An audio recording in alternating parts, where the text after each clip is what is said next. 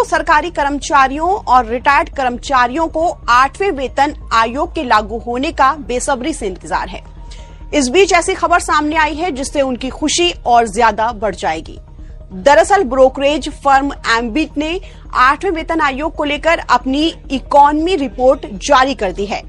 Financial institution ने अपनी report में बताया कि आखिर 8th पे कमीशन लगने के बाद केंद्रीय कर्मचारियों की सैलरी कितनी बढ़ सकती है, इसके साथ साथ रिटायर्ड कर्मचारियों की पेंशन में कितना इजाफा हो सकता है, इसके बारे में भी एम्बिट ने अपनी रिपोर्ट में सब कुछ बताया है। ब्रोकरेज फर्म एम्बिट कैपिटल की हालिया रिपोर्ट के मुताबिक 8वें वेतन आयोग के लागू होने पर कर्मचारियों की सैलरी में 30 से 34% की बढ़ोतरी की जा सकती है। रिपोर्ट में यह भी बताया गया है कि इस फैसले का लाभ करीब 1 करोड़ 1 लाख लोगों को मिलेगा, जिनमें करीब 44 लाख केंद्र सरकार के कर्मचारी और तकरीबन 68 लाख पेंशनर्स हैं। इसके चलते उनकी डिस्पोजेबल इनकम में बड़ी बढ़ोतरी होने की भी उम्मीद की जा रही है। एक्सपर्ट्स का मानना है कि सरकारी कर्मचारियों की इनकम में ग्रोथ से न सिर्फ देश में उपभोग और मांग को नई गति मिलेगी, बल्कि इससे ओवरऑल इकोनॉमी को भी मजबूती मिलेगी। सरकारी कर्मचारियों और पेंशनर्स के लिए ये एक बहुत अच्छी खबर है, खासकर कि तब जब महंगाई पर काबू पाने और आर्थिक गतिविधियों को तेज करने की कोशिशें लगातार चल रही हैं।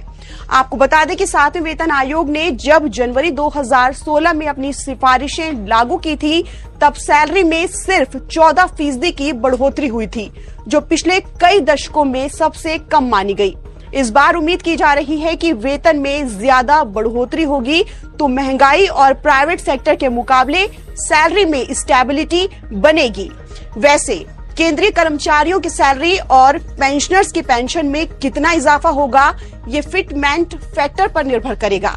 किसी भी वेतन आयोग के लिए रिवाइज बेसिक सैलरी की कैलकुलेशन मौजूदा बेसिक सैलरी को फिटमेंट फैक्टर से मल्टीप्लाई करके ही की जाती है। हर वेतन आयोग का फिटमेंट फैक्टर अलग अलग होता है। उदाहरण के तौर पर 7वें वेतन आयोग ने 2.57 फिटमेंट फैक्टर लागू करने की सिफारिश की थी, जिससे केंद्र सरकार के कर्मचारियों की मिनिमम बेसिक सैलरी 7,000 रुपए से बढ़कर 18,000 रुपए महीना हो गई थी। हालांकि महंगाई भत्ते को एडजस्ट करने के बाद वास्तविक बढ़ोतरी केवल 14.3% ही रह गई थी। साल 1970 के बाद से ये सबसे कम था।